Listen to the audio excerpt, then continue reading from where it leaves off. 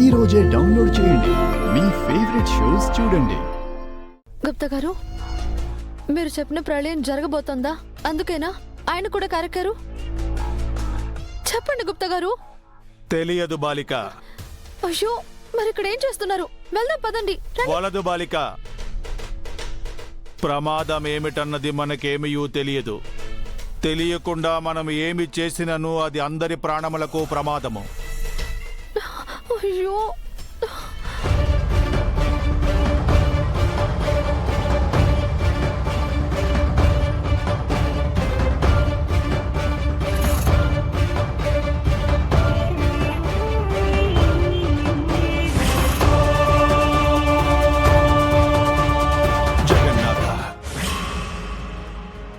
అమర్ ఎందుకు కారాపన్నాడంట? పిల్లల్ని తనే స్కూల్లో దింపడానికి కారు ఆపాడు. తను దింపడం ఏంటి? కారులో పిల్లలతో పాటు అమరేంద్ర, భాగి కూడా ఉన్నారు.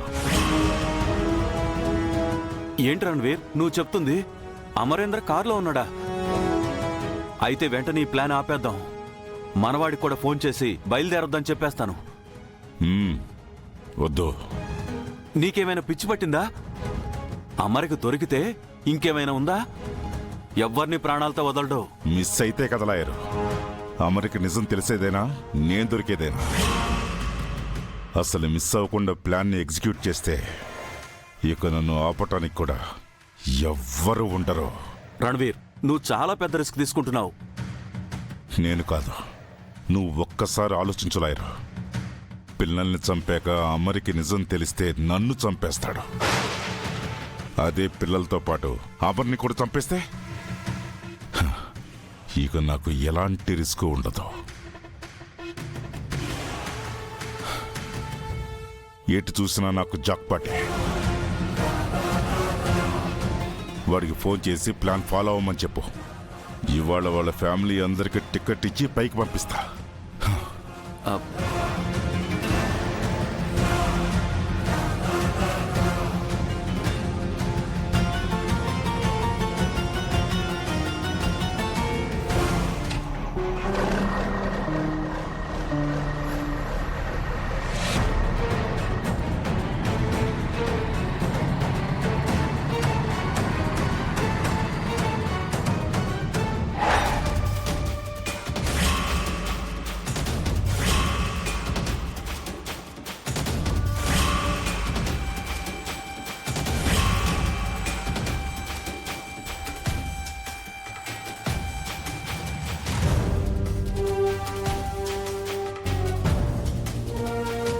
ఏం చేస్తున్నావు మనం?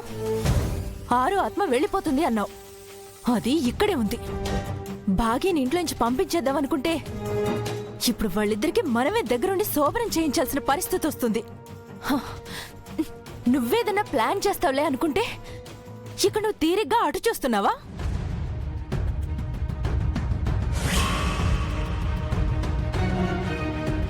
నిజం చెప్పు మను, భాగ్యలాగా నీకు ఆరు ఆత్మ కనిపిస్తుంది కదా? కనిపిస్తుంది.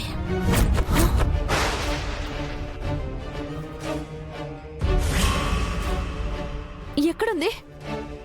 నాకు కనిపించట్లేదే. కళ్ళతో చూస్తే కనిపించదు చిత్ర, మనసుతో చూడాలి, అప్పుడే కనిపిస్తుంది. అయ్యో, నువ్వేమంటున్నావో నాకు అర్థం కావట్లేదు మను.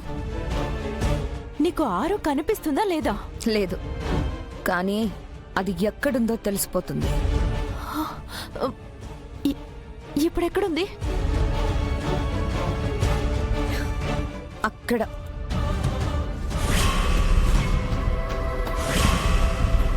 అక్కడెవరూ లేరు కదా మను. నీకెలా కనిపిస్తుంది? అక్కడ మొక్కలు ఊగుతున్నాయి చూడు. గాలి వల్ల కదా. లాన్ అంతా గాలి వస్తుంది చిత్ర, కానీ అక్కడ మాత్రమే మొక్కలు కదులుతున్నాయి.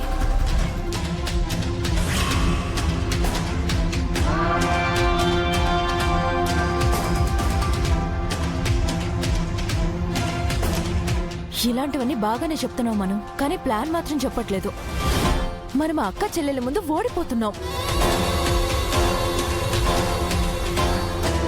ఒక్కసారి దాని చేతుల్లో ఓడిపోయాను చిత్ర, మళ్ళీ ఓడిపోలేను.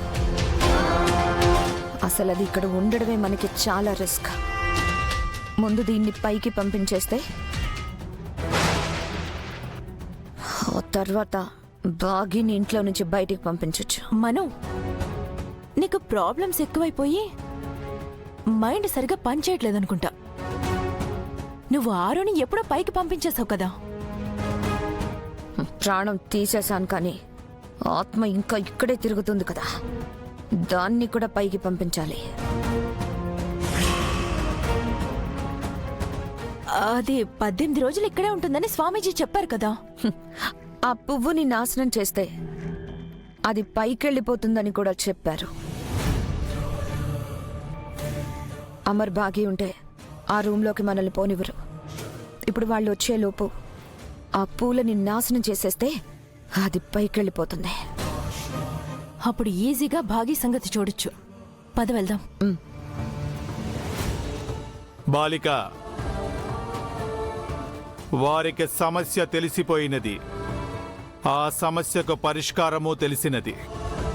నిన్ను మా లోకమునకు పంపించుటకు సన్నాహాలు మొదలు పెట్టితిరి. మీరు చెప్పిన గండం ఇదేనేమో గుప్తా గారు. ఇప్పుడు నేను వెళ్ళి మనోని ఆపితే దాని ప్రభావం బయటికి వెళ్ళిన నా కుటుంబం మీద పడుతుందేమో. ఆయన పిల్లలు బయటకు వెళ్తున్నప్పుడు మీ కంగారు నేను చూశాను. నా వాళ్ళకేం కాకూడదు. అందుకు నేను పైకి వెళ్ళడమే సమాధానం అయితే సంతోషంగా వెళ్ళిపోతాను. ఏం జరుగుతుందో చూద్దాం.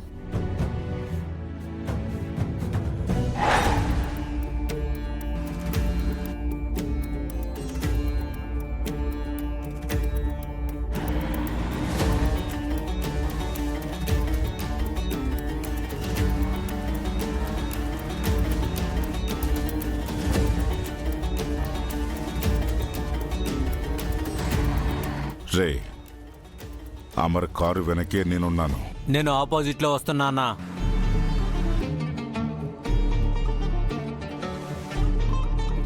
కరెక్ట్గా నేను చెప్పిన జంక్షన్లోనే ఇద్దరం ఒకటేసారి 2 వైపుల నుంచి కారుకి డాష్ ఇవ్వాలి. నేను చూసుకుంటానన్నా. రణవీర్, నువ్వు ఇదంతా బాగా ఆలోచన చేస్తున్నావు కదా. బాగా ఆలోచించాలాయరు. చూస్తూ ఉండు, 5 నిమిషాల్లో అమర్ ప్రాణం గాల్లో కలిసిపోతుంది.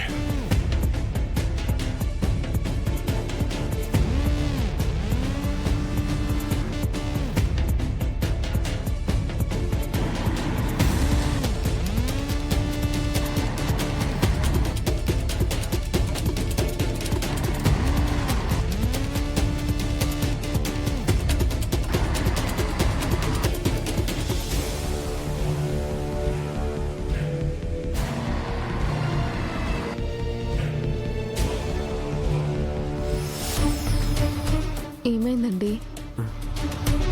ఏం లేదు.